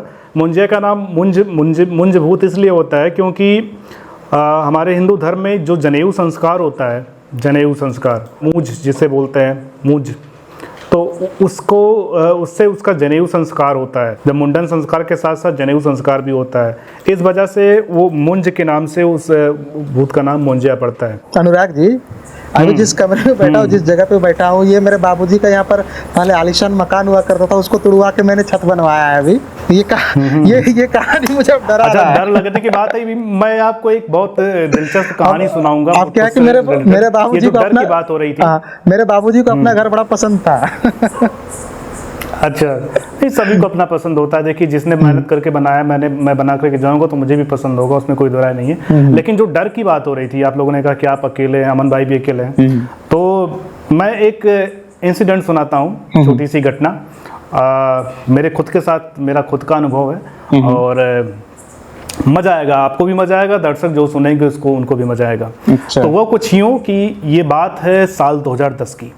2000 कितना की? उस समय मैं 2010 की 2010 की क्या उम्र रही होगी आपकी उस वक्त? 15 साल ऐसे मान सकते हैं, 16 साल, है ना, ऐसे आप मान सकते हैं। तो उस समय क्या है कि गांव में मैं रहता था। तो गांव में आप ये समझिए कि लाइट की बड़ी समस्या रहती है। तो 2010 में जो है, चूँकि सभी के यहाँ जो है इन्वर्टर वगैरह का प्रबंध नहीं होता था, किसी किसी के यहाँ इन्वर्टर वगैरह की व्यवस्था होती थी। तो वहाँ जो है आप जा कर के, मतलब जो भी चीज़ें हैं, इन्वर्टर सबके यहाँ नहीं होता था। तो हमारे पड़ोस में हमारे जो हमारे ताऊ जी थे, उनके यहाँ इन्वर्टर लगा हुआ था। अब चूँकि मुझे अपने बोर्ड की परीक्षा की तैयारी करनी थी, तो उनके एक लड़के, यानी हमारे भाई भी, रतन नाम उनका, तो वो भी हाई स्कूल में थे। तो हम लोगों ने प्लान किया कि क्यों ना रात में बैठकर, रात में लाइट नहीं रहती है, तो रात में हम लोग बैठ करके एक साथ स्टडी करेंगे। तो मैं रात को खाना पीना खाने के बाद 8-9 बजे, 8-8 बजे मैं खाना पीना खा करके, वो ठंडी का महीना था, अब पेपर जब आने वाला होता है तो वही मार्च में पेपर होता है, तो जनवरी फरवरी यही मान लीजिए। तो ये मौसम था। तो हम खाना खा करके, मैं डेली पढ़ने जाया करते थे, तो हम लोग बैठ करके स्टडी किया करते थे रात में 12-1 बजे, 2 बजे, जब भी नींद आए 3 बजे, फिर सो जाया करते थे, सुबह उठते कोचिंग वगैरह जाते थे। तो ऐसे हम लोग बैठे हुए थे, एकदम पढ़ाई कर रहे थे। तो दिमाग में विचार आए हम लोगों के, ऐसे बात छिड़ गई जैसे हम लोग बात कर रहे हैं कि क्या भूत वास्तव में होते हैं, भूत प्रेत वास्तव में होते हैं। तो डिस्कशन हो रहा था कि बोले हाँ होते हैं, क्यों नहीं होते होंगे। तो अगर होते हैं तो भाई कैसे पता चलेगा कि होते हैं। तो मैंने कहा कि इसको पता करने का कोई तरीका बताओ। तो उन्होंने, हमारे भाई ने कहा कि भाई क्यों ना किसी ऐसी जगह पर चले जहाँ पर वो जगह पहले से ही हॉन्टेड हो, वहाँ पर जाकर के हम लोग, और भूत प्रेत चूँकि रात में निकलते हैं, तो क्यों ना चल करके हम लोग रात में चले। रात में 12 बजे के बाद हम लोग पढ़ाई करते हैं, चलेंगे और देख करके आएंगे, अगर कुछ होगा तो पता चलेगा, महसूस होगा। तो हमने कहा कि भाई कौन सी जगह है। तो 2 जगह बताएगी कि एक बरगद का पेड़ है गाँव में, थोड़ी दूर पर था। वो बरगद का पेड़, क्योंकि बरगद के पेड़ पर काफ़ी दिनों से हम लोग सुन रहे थे कि गांव वालों से कि सुनाई कहानी थी कि एक कोई ब्रह्म रहता है, जिसे ब्रह्म राक्षस बोलते हैं। आपने भी? हाँ, अपने यहाँ ब्रह्म पिशाच बोलते हैं अपने यहाँ। हाँ, ब्रह्म पिशाच। अब गांव में, हमारे अवध क्षेत्र में बरम कहते हैं, बरम। तो बरम रहता है। तो हमने कहा ठीक है, वहाँ चल सकते हैं। तो फिर अचानक मेरे दिमाग में कि नहीं, वहाँ नहीं चलना है। तो बोले कहा कि, हमने कहा कि चलना है जो वो बगीचा है, वो बगीचे के पास जो मेरा खेत था, उसमें एक, याद करो, आज के 7 साल पहले एक लाश मिली थी एक औरत की, उसके बॉडी मिली थी, कंकाल तंत्र मिला था, क्यों ना वहाँ पर चलते हैं। तो अभी आपको कहानी आगे बताने से पहले मैं आपको थोड़ा बैकवर्ड ले चलता हूँ, थोड़ी और कहानी पीछे करता हूँ मैं आपको। ये बात है 2003 की। 2003 में की बात है, शाम की बात है, गर्मी का महीना था और गर्मी की छुट्टियाँ होती हैं। तो हम लोग क्या है कि हम लोग अपने मवेशी, मैं बचपन में, क्योंकि हमारे यहाँ गाय वाय पाली जाती हैं, तो जब गर्मियों की छुट्टी होती थी तो अपने गाय वाय को हम लोग खेत वोत में उसको घुमाने चराने लेकर के जाया करते थे। और मज़ा भी आता था, गाय चराने के बहाने खेला कूदा करते थे। जैसे तमाम ऐसे खेल होते, पेड़ों पर लटक करके, जो तमाम ऐसे खेल आपने बचपन में खेले होंगे। तो मज़ा आता था, घूमना फिरना हो जाता था। तो बड़ा, मतलब 1-2 महीने हम लोग एंजॉय करते थे, गाय को चराने ले जाते थे। तो ये एक दिन शाम की घटना है, हम लोग गाय को लेकर के आ रहे थे। शाम के करीब वही टाइम था जब एकदम सूरज जो है धीरे धीरे पश्चिम की तरफ जा रहा था और अंधेरा होने वाला था। तो गोधूली बेला थी। गोधूली बेला थी।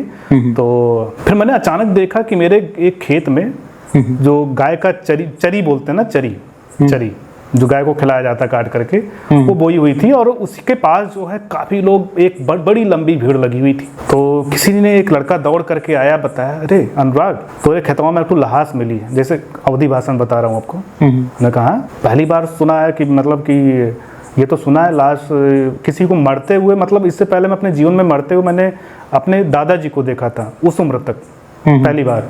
और जब उनकी डेथ हुई थी तो मैं करीब 5 साल का रहा हूँ, मुझे पता नहीं था कि जीवन मृत्यु क्या होती है। तो लेकिन चूँकि लाश का मतलब क्या होता है उतना तो बच्चा जानता ही है। मैं तीसरी कक्षा में था उस समय, तो आप मान करके चलिए कि 10 साल के अंदर अंदर मेरी उम्र रही होगी। तो मैं कहा, तो उत्सुकता जागी, तो हम लोग गाय वाय छोड़ करके, गाय अपने जो है सारी गायें, 3-4 जो गाय थी, 5 गायें, वो अपने आप जो है शाम होते होते अपने आप घर चली जाती थी। तो गाय अपने घर तक चली गई। और चूँकि मेरे खेत का मामला था तो मैं दौड़ करके गया, तो देखा कि करीब खेत की मेड़ी पर, जो दो खेत के बीच एक पतला सा रास्ता था, उस रास्ते पर सैकड़ों लोगों की भीड़ खड़ी हुई है। और 2-4 पुलिस वाले सिपाही भी लोग खड़े हुए हैं। मेरे पापा वहीं पर खड़े हुए थे। तो मैं गया दौड़ते दौड़ते, और कुछ लोग जो है कि खेत में जाते थे, और खेत में जाते थे, वहाँ पर हल्की हल्की बदबू फैली हुई थी। सब लोग जैसे ऐसा लग रहा था कि कोई जानवर मर गया हो। बरसात का, हल्की हल्की बरसात भी हुई थी। तो लोग रुमाल से अपने नाक पर हाथ रखते, और खेत की तरफ से जब वो लाश देख करके आते तो बड़ी तेज़ से भागते हुए जाते। तो 3-4 लोगों का ग्रुप एक साथ जाता था और देख करके आता था। जैसे अगला ग्रुप बढ़ा, मैं भी उनके साथ हो लिया, मैं गया देखने। जैसे जैसे मैं अंदर बढ़ता जा रहा था, कीचड़ में मेरे पाँव पड़ रहे थे। और जैसे जैसे मैं देखा कि एक मेरे जो खेत में एक प्रॉपर एक रास्ता बना हुआ है, फसल टूटी हुई है, और उस पर मतलब ऐसा लग रहा था कि किसी, जैसे कोई ट्रैक्टर वगैरह नहीं चला दिया, कोई गाड़ी चल करके जाती है तो उसके पहिए का निशान बन जाता है, और पूरी एकदम सिस्टमैटिक तरीके से तोड़ा हुआ, तो ऐसा टूटा हुआ था खेत। तो हम धीरे धीरे अंदर गए, तो अंदर जाकर के देखा तो हमने एक पैर दिख रहा था। पैर में मतलब वो पैर सड़ रहा था, कीड़े पड़े हुए थे, बड़े बड़े कीड़े, जो लाशों में जो कीड़े पड़ते हैं। किसी सड़ती हुई लाश को मैंने देखा था पहली बार। वो बड़े बड़े कीड़े होते हैं जो किसी सड़ती, मतलब जानवरों की लाश में नहीं, इंसानों की लाश के जो कीड़े होते हैं, बड़े बड़े मोटे मोटे कीड़े होते हैं पैर में। पैर एकदम ऐसे, वो क्रीपी टाइप का एक फील आया। फिर भी मैं, इतना कलेजा मजबूत था मेरा बचपन से ही कि मैं डरा नहीं, और मैं और भी नज़दीक गया। तो नज़दीक गया तो देख रहा हूँ, क्या देख रहा हूँ कि वो उतना ही पैर, जो पंजा था वही, उस पर मांस थोड़ा सा चढ़ा हुआ जो कीड़े खा रहे थे, बाकी पूरी बॉडी कंकाल तंत्र बनी हुई थी। जो हम लोग पढ़ते हैं वैसे, जो फोटोज़ में देखते हैं, या जो हमने साइंस की क्लास में जो फोटो देखा होगा, वही हम लोगों ने देखा था। तो पहली बार हूबहू एक कंकाल तंत्र में देख रहा हूँ। और कंकाल तंत्र जो था, उसके गले पर एक काला सा कपड़ा बंधा हुआ था, बाकी पूरी लाश सड़ गई थी, बहुत तेज बदबू आ रही थी। हम लोगों ने देखा तुरंत, जो 3-4 लोग साथ के थे, तुरंत भागना शुरू किया वहाँ से। तो मैं भी, चूंकि डर लगा छोटा सा, तो उसके पीछे पीछे मैं भी निकल आया। उसके बाद भीड़ जाती रही, देख करके आती रही। हालांकि वो बदबू काफ़ी दिनों से आ रही थी। मैं जब, हम लोग भी उस खेत के पास से गए थे, लेकिन बदबू आ रही थी, लेकिन कभी ये अंदाज़ा नहीं रख पाए कि यहाँ पर कोई लाश होगी। अब वो पता कैसे चला? पता चला मेरे पिताजी को, गाय के लिए चारा काटने खेत में गए हुए थे, तो उनको बदबू आई। और जब थोड़ा आगे बढ़े तो उनको देखा कि खेत टूटा हुआ है, तो अंदर गए। पहली बार उनको लाश दिखी। जैसे उनको लाश दिखी, वो तुरंत गए, पुलिस को उन्होंने इन्फॉर्म किया। तो क्या हुआ, इसके बाद पुलिस आई और बॉडी को जो है लेकर के गई पोस्टमार्टम के लिए। बाद में पता चला कि किसी लेडीज़ की लाश थी। बाद में पता चला, जब मेरा पूरा खेत कटा, खाली हुआ, तो एक साड़ी का गट्ठर, जैसे कोई औरत साड़ी अपना उतार करके प्रॉपर तरीके से एक जगह रख देती है, तो गट्ठर बना करके रखा हुआ था। तो बहुत लोगों ने ये जूम किया, और पूरे खेत में उसको मतलब कई जगह, वहीं पर नहीं, पूरे खेत में कई जगह फसल टूटी हुई थी। तो लोगों ने अंदाज़ा लगाया कि इस हो ना हो, इस लड़की के साथ गलत काम हुआ था। जो भी लड़की थी, औरत थी, जो कि साड़ी थी, साड़ी पहने तो औरत रही होगी, तो उसके साथ गलत काम करके उसको यहाँ पर मारा गया। बाद में कुछ दिन बाद, 1-2 साल बीतने के बाद, बहुत लोगों ने ऐसी कुछ बताया कि ये चुड़ैल हमको मिली हुई थी, इसने हमको दौड़ाया था, हम साइकिल लेकर के जा रहे थे, हमको पटक दिया उठा करके, जो कि बगीचे के बीच से रास्ता था, और रात में आना जाना लगा रहता था सबका। तो हमने कहा कि ये जगह बहुत परफेक्ट हो सकती है, यहाँ चलते हैं। रतन से मैंने कहा थोड़ा कहानी में और आगे आई है। तो हम लोग गए, चांदनी रात थी, कोहरा पड़ रहा था, और गेहूं की फसल उस समय बोई हुई थी, गेहूं की फसल थी। और एग्जैक्ट उसी जगह पे गए हम लोग जहां पर वो लड़की की लाश मिली थी। बट हम लोगों ने कुछ ऐसा फील नहीं किया, कुछ ऐसा अनुभव मुझे हुआ ही नहीं। और हमने कहा क्या है, तो हमने थोड़ा वहाँ पर जाकर के टॉयलेट किया, उसके बाद फिर हम लोग चले आए। सुबह फिर उठे तो ऐसा कुछ भी फील नहीं हुआ कि वहाँ पर हम लोग कुछ मिला हो, किसी ने दौड़ाया हो, क्योंकि हम लोगों ने सुना था ये। तो ये रही डर की बात। ये था उस टाइम का जब मैं इतना करीब 14-15 साल का रहा हूँगा। तो आप लोगों ने डर की बात की थी, तो ये किस्सा मुझे याद आ गया। कैसी लगी ये कहानी? दर्शक कमेंट करने वाले हैं कि खोदा पहाड़ निकली चाहिए। अब मैं झूठ बोल दूं क्या, मुझे वहां पर मिली थी, मुझे दौड़ा लिया। भाई मुझे कुछ नहीं मिला, मैं देखने गया था, मुझे कुछ मिला नहीं वहां। ह्यूमन साइकोलॉजी है कि माइंड जो चीजें सोचता है वो चीजें क्रिएट भी कर सकता है। वो उस प्रकार के हार्मोन्स रिलीज करना शुरू कर देता है। अगर आपके माइंड में डर है तो उस प्रकार का हार्मोन रिलीज करना शुरू करेगा और आप उसके साथ बहते चले जाएंगे। ये चीजें होती हैं। नहीं तो ये डर का जो है ना, ये मुझे लग रहा है कि ये डर वाला काम, जो डर वाला चीज़ें हैं, ये मुझे जेनेटिक मिली हुई हैं। क्योंकि मेरे पिताजी भी कई किस्से कहानियाँ सुनाया करते थे। मैं एक फनी इंसिडेंट सी घटना से जुड़ा हुआ सुनाता हूँ मैं, कि वो जब लाश मिली थी खेत में और लाश को पुलिस वाले उठा ले गए, लेकिन गलती से, मिस्टेक से उसका एक हाथ जो है वहीं पर रह गया था खेत में। वो काफ़ी दिनों तक पड़ा हुआ था लाश का। तो जब वो लोग, ये अफवाहें उड़ती थी कि ये इनको मिली थी, ये भूत प्रेत बन गई है, तो पापा वहाँ जाते थे और लाश को उन्होंने हाथ के पंजे को उधर उठा करके खेत के किनारे रख दिया था और बताते थे कि मैं इसी पे पेशाब करके आता हूँ डेली जा करके। मुझे कभी नहीं मिली। ये तो अन्याय हो रहा था उसके साथ। हाँ, तो और उन्होंने मतलब ऐसी कहानियाँ, फिर कभी पॉडकास्ट में कभी चर्चा होगी तो उनकी जो बताई हुई कहानियाँ हैं वो बताते थे। एक मेरे चाचा जी थे, अंकल, वो बहुत पहले, आज के करीब 25-25 साल पहले वो कहीं खो गए। मतलब वो अभी तक मिले नहीं, है ना। वो घर से मतलब मिसिंग है अभी भी। जब वो मिसिंग थे, उनकी सर्च चल रही थी, तो कभी कभी ऐसा था ना कि पुलिस को जब कोई लाश मिलती है तो वेरिफिकेशन के लिए परिवार के सदस्यों को बुलाती है ना, ऐसा होता है। तो पिताजी हमारे जो है वहाँ पर उनको, चाचा जी को ढूंढने के चक्कर में कई मॉर्चरी, कई सारे जो चीर घर होते हैं वहाँ पर जाकर के मतलब विभत्स से विभत्स लाशों को उन्होंने देखा है। और उस वजह से उनका जो मतलब उनका एक्सपीरियंस हो गया इन सब चीज़ों का, कि उनके अंदर से जो डर था, हाँ, डर निकल गया, खत्म हो गई। तो अब कहानी को थोड़ा, मुद्दे को आगे बढ़ाते हैं और थोड़ी रियल इंसिडेंट जाना, थोड़ा हॉरर वाला तड़का है। मुझे लगा दर्शक डरे होंगे। आपने कहा कि खोदा पहाड़ निकली चुईया, तो अगले पॉडकास्ट में जब मैं कोई कहानी सुनाऊंगा, रियल इंसिडेंट है, बहुत अच्छा घटना, ऐसी और भी घटनाएं मेरे पास जो आपको सुनाऊंगा, तो वहाँ पर आपको जब पहाड़ खोदेंगे तो वहाँ पर आपको हाथी मिलेगा। है ना। बहुत ही डरावनी घटना, बहुत ही डरावनी कहानी आपको सुनाऊंगा, लेकिन अगले पॉडकास्ट में। सर अगर चाहें, मतलब मैं एक चीज़ और आपसे शेयर करना चाहूँगा आप सभी से। हाँ बिल्कुल। कि अभी तो हम हॉरर मूवी की बात कर रहे हैं, हॉरर मतलब कि डरावनी मूवीज़, है ना। बट मैं आपने शायद सुना हो, नहीं सुना हो, मैं अब आपसे बात करना चाहता हूँ, मतलब एक मूवी के बारे में बताना चाहता हूँ आपको शॉर्ट में, जो दुनिया की सबसे मनहूस, दुनिया की सबसे कर्स्ड मूवी मानी जाती है। वो 1970 में बनी, उसको रिलीज़ करने से मना कर दिया गया, वहाँ का जो बोर्ड था। जर्मनी में ये बनी थी और 1988 में, सोचिए 1988 में ये रिलीज़ हुई, मतलब 18 साल बाद रिलीज़ हुई। 1970 में ये बनी, 1988 में ये रिलीज़ हुई। और आप देखिए इसकी मनहूसियत की जो पराकाष्ठा है कि जिस थिएटर में लोग बैठ के इस मूवी को देख रहे थे, पहला शो देख रहे थे 18 साल बाद, उसमें इंटरवल के टाइम पे आग लग गई और 56 लोग मर गए। और उसके बाद उस मूवी को कभी नहीं दिखाया गया, ये कह के कि ये मूवी बहुत मनहूस है। फिर 5 साल बाद 1993 में 30 लोग एक बिल्डिंग में बैठ के इस मूवी को देखते हैं और वो बिल्डिंग गिर जाती, 30 लोग फिर से मर जाते हैं। ये मूवी थी सर एंट्रम मूवी। एंट्रम मतलब इसको क्या है कि दुनिया की सबसे मनहूस मूवी मानी जाती है। अभी ये यूट्यूब पर मिल जाएगी। यूट्यूब पे है और मतलब देख सकते हैं। इसको पता है कौन देख सकता था बहुत आराम से, इसको आराम से कौन देख सकता। मैं एक नाम से, मतलब एक व्यक्ति का जिक्र करना चाहूंगा जो बहुत मजे से देख लेगा इसको। आप लोग गेस कीजिए, अनुराग जी गेस कीजिए। अनुराग जी के फादर इसको आराम से देख सकते हैं। अच्छा सर, और उस मूवी का दरअसल ये कहा जाता है, मतलब मुझे पहले लग रहा था कि डरावनी होगी, बट वो डरावनी नहीं है।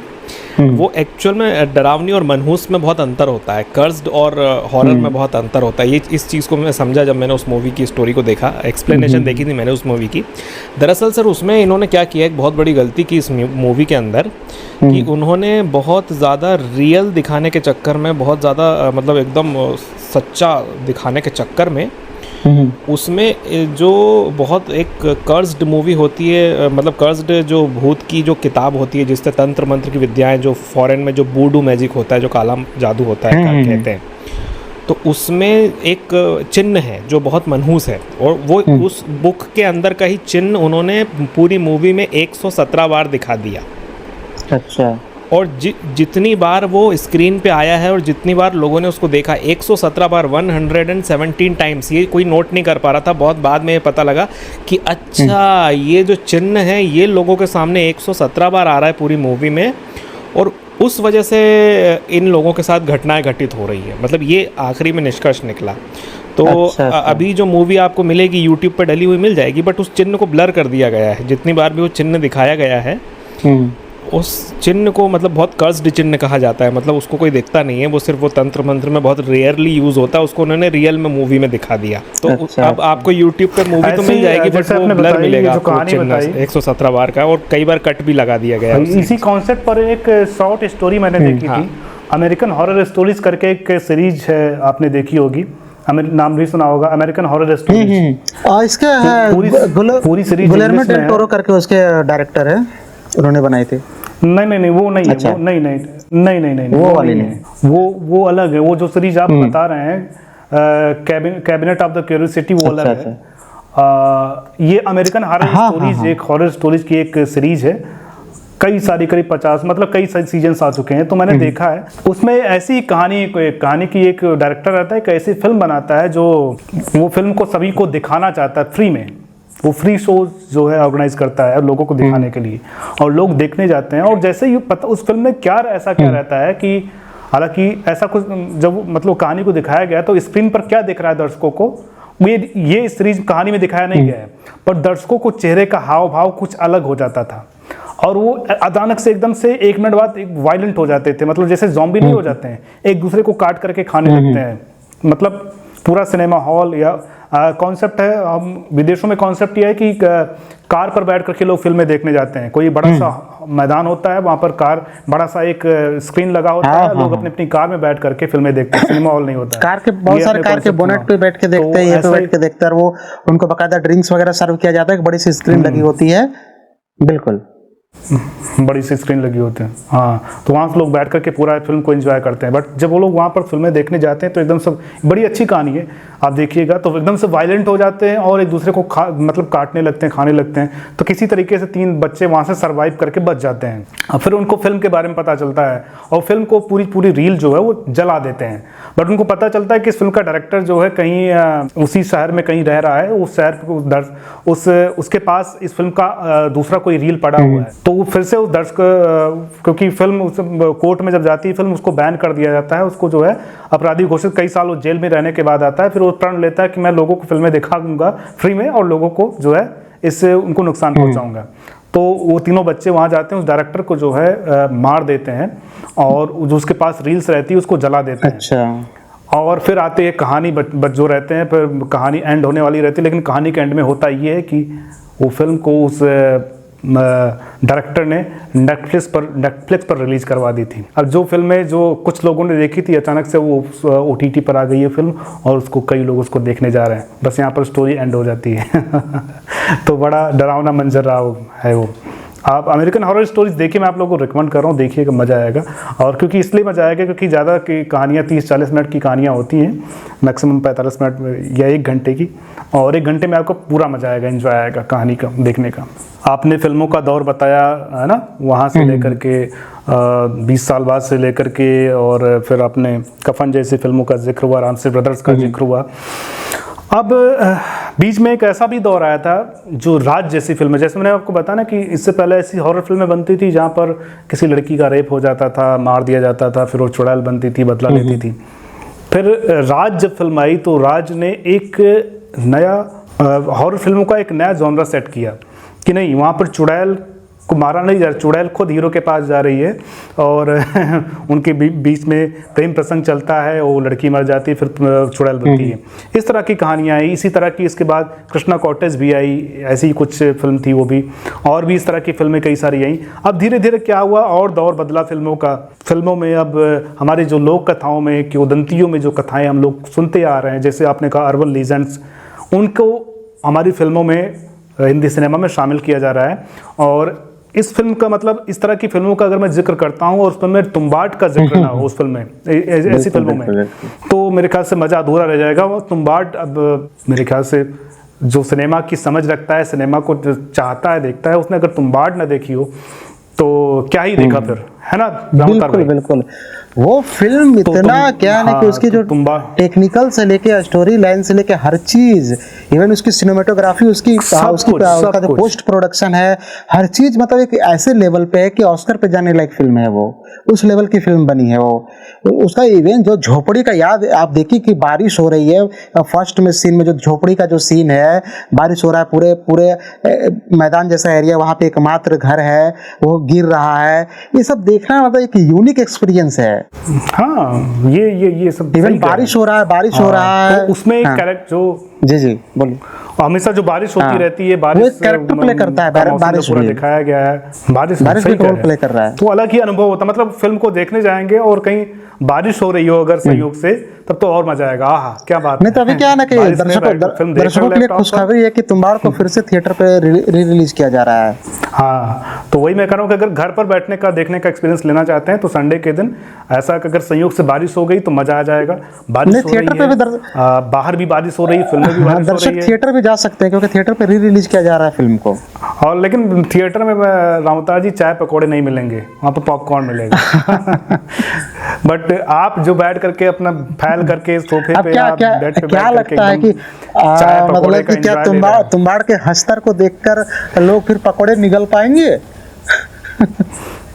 हाँ, मुझे तो नहीं लगता है। उसको अपना मतलब कि ये सेब भी वो गटक नहीं पाएंगे उसको देख के, तो पकौड़े और समोसे गटकने का दूर की बात है। अमन भाई कुछ बताइए इस फिल्म के बारे में, आपने फिल्म देखी है?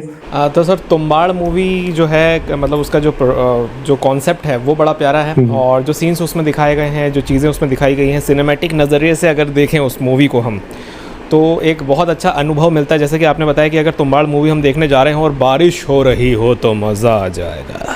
कहीं ना कहीं वो चीज़ जो है, जो दिखाई जिस तरह से गई है सिनेमा में, इतने बड़े पर्दे में, और फिर से रिलीज़ शायद इसी वजह से हो रही हो कि फ़ील दिया जा रहा हो, तो वो एक काफ़ी अच्छी चीज़। और एक मैसेज भी जो मूवी में दिया जाता है कि भाई लालच एक बहुत बुरी बला है। अगर लालच के पीछे आप जाएंगे तो आखिर में आपके पास चाहे कितना ही धन दौलत क्यों ना हो, वो सारी चीज़ें, एक तो जब जाओगे तो कुछ लेके तो जाओगे नहीं, बट वो सारी चीज़ें मिथ्या हो जाएंगी, वो कोई निरर्थक हो जाएंगी सारी चीज़ें। तो एक मैसेज जो है वो बड़ा अच्छा है। और ये जो हस्तर का कंसेप्ट है, हस्तर का, कि सो जा दादी वरना हस्तर आ जाएगा, तो वो जो डायलॉग हमें देखने को मिलता है वो बड़ा ख़तरनाक तरीके से, मतलब जो वो दादी भी जो ख़तरनाक रहती है उसमें, दादी। हाँ, वो दादी का जो मतलब कि जैसे किसी आप सपने में हो, और वो जो जिस तरीके से दादी को दिखाया गया है कि वो लड़का जब जवान हो जाता है, यंग हो जाता है, 20 साल बाद जाता है, तब भी उसकी दादी वहाँ पर पड़ी हुई है सब कुछ खाए पिए। हाँ। उसके पेट में पेड़ जम गया है, उसके क्या कहते हैं, उसके हार्ट में एक पेड़ निकल आया है। हाँ। तो इसको जलाना पड़ता है। ये कहाँ मतलब सोचा होगा किसने? हाँ। अब सामान्य सी बात लगती है, मतलब बहुत सारी फिल्में बनेंगी जो भी होंगी आगे चल करके, लेकिन ये कल्ट मूवी है, कल्ट फिल्म है, जिसने इवन मतलब जो पेड़ जमने वाला बात कर रहे हैं, अभी लास्ट टाइम एक हॉलीवुड फिल्म आई थी मैडमैक्स सीरीज की, जो लास्ट फिल्म है मैडमैक्स फ्यूरोसा रोड, तो उसमें कॉन्सेप्ट है, जहाँ पे गौर कीजिएगा, जो पेड़ जमने वाला बात है, उसी तरह का एक कॉन्सेप्ट उसमें जो मेन विलन है, उस मेन विलन को सजा देने के लिए फिल्म का हीरो इस्तेमाल करता है, उसको एक ऐसे जगह पे ले जाकर रखता है, उसको वर्षों छोड़ता है, और उसके मतलब कि गुप्तांगों से उसी तरह पेड़ निकल आते हैं, और वो उसी तरह तड़प के वहाँ पे रहता है, उसको यही सजा देता है मेन विलन को। तो देखिए कॉन्सेप्ट एक हॉलीवुड लेवल का कॉन्सेप्ट है ये, और साथ में हॉलीवुड लेवल का कॉन्सेप्ट, सोच के दायरे को, मतलब जिसने भी स्टार्ट किया होगा तो सोच के दायरे को कितना उसने विकसित किया होगा, कितना फैलाया होगा कि भाई और ये मैं लेकिन underrated क्या भी है ना, ये देखिए फिल्म underrated ये भी ये है। ये जिस Masterpiece। कॉन्सेप्ट का भी जिक्र किया, जो पेड़ वाला कॉन्सेप्ट है, ये पहले तुम्बाड़ में आ चुका है, उसके बाद मैड मैक्स फ्यूरोसा में आया है वो चीज। तो सोचिए कि उसके हाँ, बाद उसके आप ये हाँ, तो मानिए, ये कॉन्सेप्ट का अगर हॉलीवुड में बाद में कॉपी आया। कहा जाए तो हॉलीवुड ने कॉपी किया ये कॉन्सेप्ट को, ये एक बड़ी बात है। इवन लोग बहुत बड़ी बात बॉलीवुड है। को या तो हिंदी सिनेमा को, उसी पे मैं आ रहा जी, जी। था। अब चूंकि ये कोर हॉरर फिल्म है एक तरीके से देखा जाए तो इसमें कुछ कॉमेडी या ऐसा कुछ नहीं है, लेकिन बाद में एक जॉनरा कॉमेडी हॉरर का नया उत्पन्न होता है। और मैं कहूँगा कि बॉलीवुड में नया किया ऐसा नहीं है। आपको याद होगा कि आपने हॉलीवुड की ऐसी ढेर सारी फिल्में देखी होंगी जो हॉरर कॉमेडी होती हैं। बहुत सारी फिल्में, मतलब मुझे ध्यान तो बहुत नहीं आ रहा है, जैसे कई जैसे फिल्मों घोस्ट के नाम आपको बस्टर बता है, सकता हूं, घोस्ट मुझे बस्टर का इसमें। जिक्र हम लोग कर सकते हैं, इस पर कई फिल्में हैं। हाँ, घोस्ट बस्टर्स का जिक्र करते हैं। एक जॉम्बी फिल्म है, एक एलियंस की फिल्म है, उसमें भी कॉमेडी है। बाद में ये चीजें जो कैसे हिंदी सिनेमा में आई, हमारे यहाँ पता कि बॉलीवुड अगर कोई चीज अच्छी से कॉपी करता है तो साउथ से इवन कॉपी देखिए करता ना, है। ये जो साउथ में जिस भेड़िया का हम लोग जिक्र कर फिल्मों रहे का हैं, प्रचलन मतलब अमर कौशिक की जो फिल्म भेड़िया का जो जिक्र कर रहे हैं, जिसमें वरुण धवन भेड़िया बनता है, वो भी एक अमेरिकन वेयरवुल्फ फिल्म है, उससे प्रेरित है। तो वहाँ भी ऑलमोस्ट यही कॉन्सेप्ट है। यहाँ पे जैसे कि ये लोग ये चले जा रहे हैं। नहीं तो भेड़िया के कॉन्सेप्ट पर, ये वेयरवुल्फ के कॉन्सेप्ट पर, वेयरवुल्फ के कॉन्सेप्ट पर रामोतर भाई बहुत सारी फिल्में बनी हुई हैं। और तो ये कोई अगर कोई कॉपी भी करा तो इसको कॉपी नहीं माना जाएगा, क्योंकि नहीं, कहानी मैं अपनी वो तरह नहीं से कह चली रहा जा रही, हूँ, क्योंकि मैं कहानी वो एक नहीं जैसी कह रहा, होती है। जैसे कि यहाँ पे कॉमेडी के साथ इसको जिस प्रकार ये ब्लेंड किया गया है, उसी तरह वहाँ भी कॉमेडी के साथ उसको ब्लेंड किया गया, मैं ये कहना चाह रहा हूँ। अच्छा अच्छा जी, जी। अच्छा अच्छा अच्छा अच्छा। तो उसके बाद आपको एक, जैसे साउथ में एक फिल्म आई थी बहुत पहले, कंचना, अभी भी इसका आती है, रीमेक हुआ ना, सोनी मैक्स अक्षय कुमार वगैरह के पे रीमेक आती है। किए थे।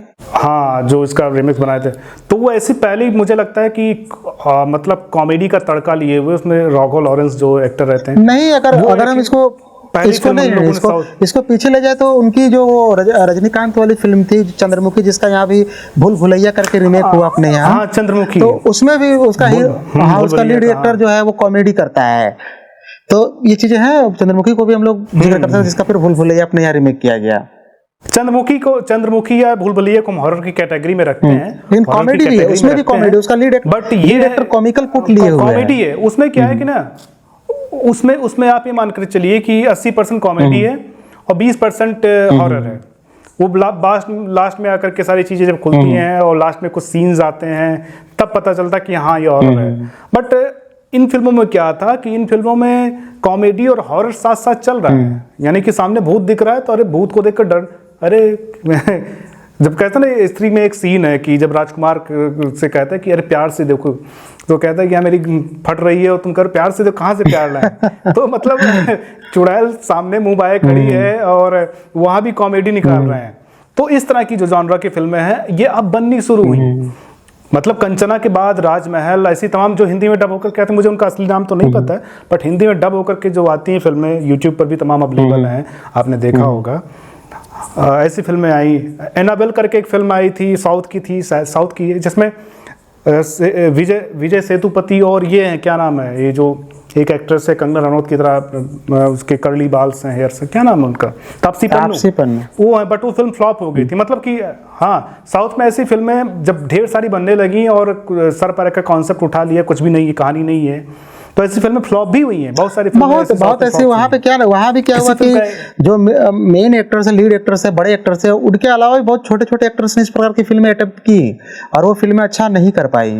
तो उसके बाद यहाँ तक हम लोग पहुँचे। उसके बाद स्त्री बनी, भेड़िया बनी, इन फिल्मों ने अच्छा किया और इसका क्रेडिट मुझे लगता है कि इनके कहानी एक सामान्य सी ही है।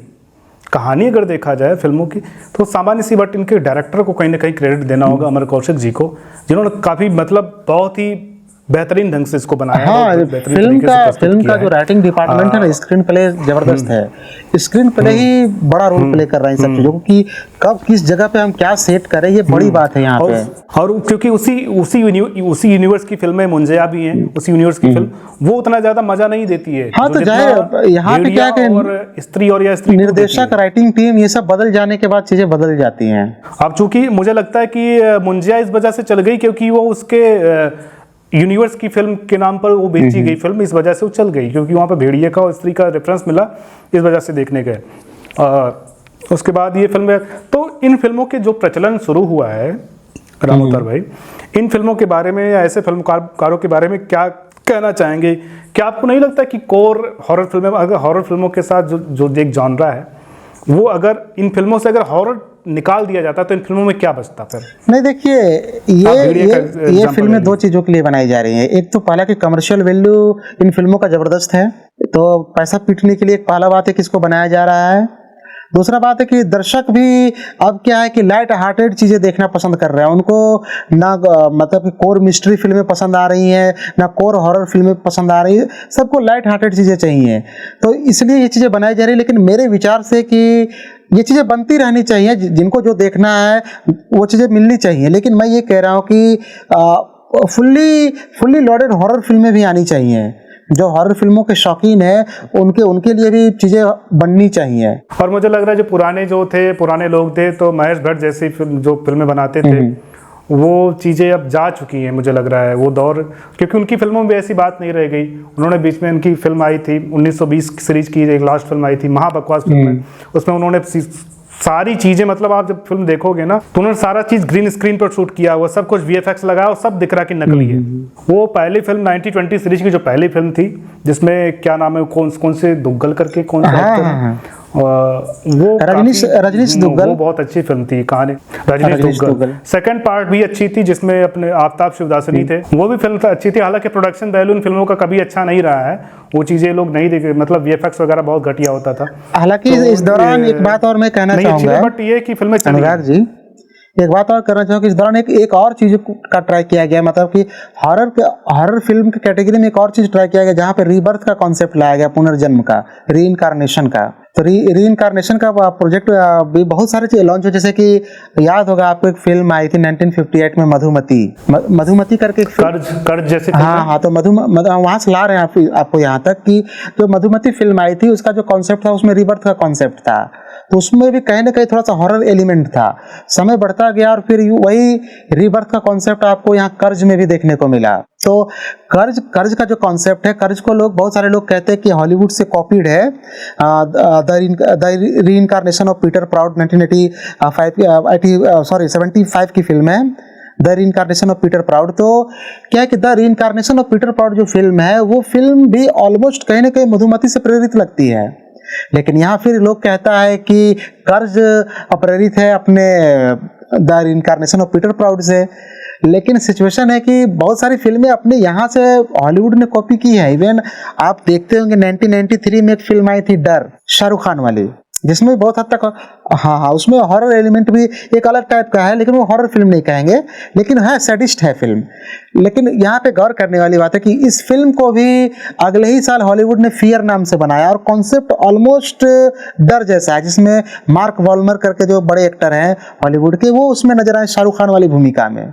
हालांकि इसमें क्या था कि अपने डर में 2 एक्टर थे, इसमें फियर में 1 एक्टर है, वो भी पूरा ग्रे शेड में है। तो ये सब चीज़ें हैं। हॉलीवुड ही हमेशा एक छत्र, ऐसा नहीं कह सकते हैं कि हॉलीवुड ने कोई हमेशा बॉलीवुड ने कॉपी किया, हॉलीवुड ने भी हमें कॉपी किया है बहुत सारी फिल्मों में। और इस फिल्मों की खासियत ये है कि जो मेडॉक में जो मतलब अगर आप कहानी आपके पास अच्छी है, मतलब नए एक्टर्स को लेकर के या कम बजट वाले एक्टर जिनको मतलब जिनको ज़्यादा पेमेंट नहीं करनी है, उनको लेकर के फिल्में बनाई जाती हैं। जैसे मुंजिया में देखिए आप, मुंजिया ने कमर्शियली काफ़ी ज़्यादा हिट रही, बहुत अच्छी कमाई की इसने। तो लेकिन क्या है कि इसमें कोई बड़ा वो नहीं है, कोई भी बड़ा नाम, इसमें अधिकतर मराठी एक्टर्स हैं। एक लड़का वो भी है जो फैमिली मैन में था, जो मेन कैरेक्टर में है, वो वही लड़का है, इसमें भी है। और एक नई एक एक्ट्रेस हैं, वो भी शायद मराठी सिनेमा से ही संबंध रखती हैं, मतलब ऑलमोस्ट मराठी सिनेमा के। तो कम बजट में फिल्में बनती हैं और अच्छी कमाई करती हैं। प्योर हॉरर फिल्मों से कॉमेडी हॉरर की तरफ ये दौर बढ़ रहा है। लेकिन मुझे ये लगता है, मुझे पर्सनली ये लगता है कि बहुत ज़्यादा दिन तक चलने वाला नहीं है। आएंगे एक ही तरह का, अगर आप स्त्री, मुझे लगता है कि हार्डकोर हॉरर फिल्में आएंगी, थोड़ा सा वक्त लगेगा, लेकिन आएंगी जरूर। हाँ आएंगी, वो तो आएंगी, वो तो अभी भी कुछ लोग उतना अच्छा नहीं कर पा रहे हैं। स्त्री 2 या मुंजिया में जो बात मुझे कॉमन लगी कि लास्ट में मतलब ये लोग सारा मतलब कमर्शियली हिट बनाने के लिए इसमें सारा एलिमेंट्स मिला रहे हैं। हॉरर कॉमेडी होती है और लास्ट में कोई एक आइटम सॉन्ग रख देते हैं, जैसे इसमें था स्त्री में भी इवन दो आइटम सॉन्ग्स हैं, जो एक तमन्ना को लेकर के, श्रद्धा कपूर को लेकर के।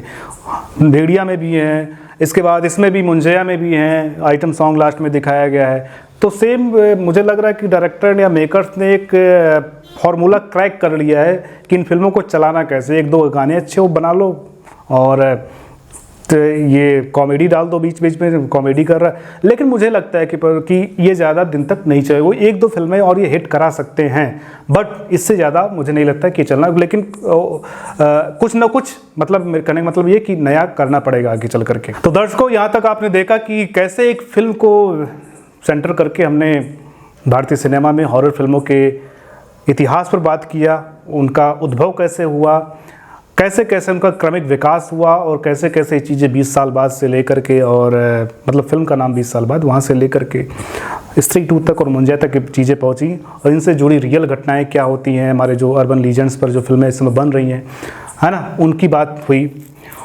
और कौन कौन से अर्बन लीजेंड्स हैं जिन पर फिल्में बन सकती हैं आपके आसपास, आपके ऐसी तमाम कहानियाँ होंगी जो अपने दादाजी से, नाना जी से, नानी जी से, दादी जी से आपने सुनी होंगी। ऐसी कहानियों का जिक्र आप जो है कमेंट बॉक्स में कीजिएगा। और पर्सनली अगर ऐसी कोई कहानी जानते हैं, बड़ी कहानी, अगर आप कुछ लिख कर भेजना चाहते तो हमें भेजना चाहते हैं तो हमको मेल कीजिएगा। हमारी ईमेल आईडी आपको डिस्क्रिप्शन में मिल जाएगी, और अगले पॉडकास्ट में उस कहानी को आप बाकायदा आपके नाम के साथ शामिल करेंगे, बशर्ते वो कहानी डरावनी होनी चाहिए ज़्यादा से ज़्यादा। तो इन्हीं चीज़ों के साथ मैं अपनी बातों को यहाँ पर एंड करूँगा। और हमारे जो आज के मेहमान जो लोग जुड़े, अमन भाई, दीपक भाई, आप सभी का, राम अवतार भाई, आप सभी का बहुत बहुत धन्यवाद। तो दर्शकों, आपसे मिलता है अगले पॉडकास्ट में एक नई रोचक जानकारी के साथ, नई नई बातों के साथ। तब तक आप इस पॉडकास्ट पर ज़्यादा से ज़्यादा प्यार दीजिए, आपको ज़्यादा से ज़्यादा कमेंट कीजिए, और कौन सा टॉपिक हम कवर कर सकते हैं आप कमेंट में बताइएगा। फिलहाल मिलते हैं अगली वीडियो में, तब तक के लिए नमस्कार।